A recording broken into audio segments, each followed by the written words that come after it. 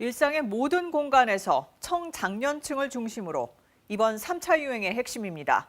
그만큼 이동 안 하고 확실히 거리 두는 게 감염세를 잡는 확실한 방법입니다.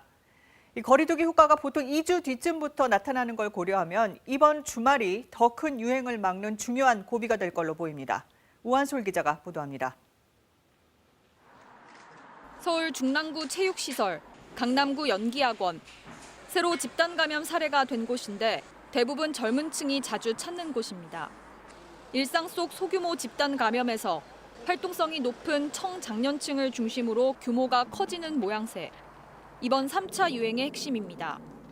실제로 지난 2주 동안 새로 나온 환자 약 4천 명 중에 20대가 가장 많았습니다. 뒤이어 50대와 40대가 많았는데 청장년층이 66%를 차지합니다. 앞서 지난 8, 9월의 2차 유행 당시에는 60대 환자가 가장 많았습니다. 활동성이 큰 청장년층의 감염이 증가하고 있어 연쇄적인 감염이 잦아지고 있는 만큼 조금의 의심 증상이라도 있는 경우 적극적으로 검사를 받아주시기 바랍니다.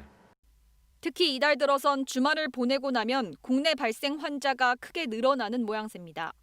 하지만 이동량 감소세는 더딥니다.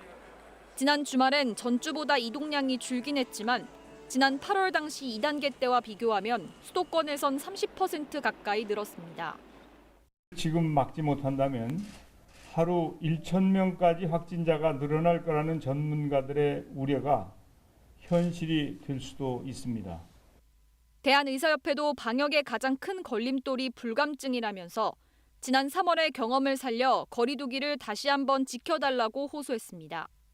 방역당국도 이번 주말을 어떻게 보내는지가 다음 주 확산 여부를 판가름할 거라면서 사람들과의 접촉을 최대한 자제해달라고 요청했습니다.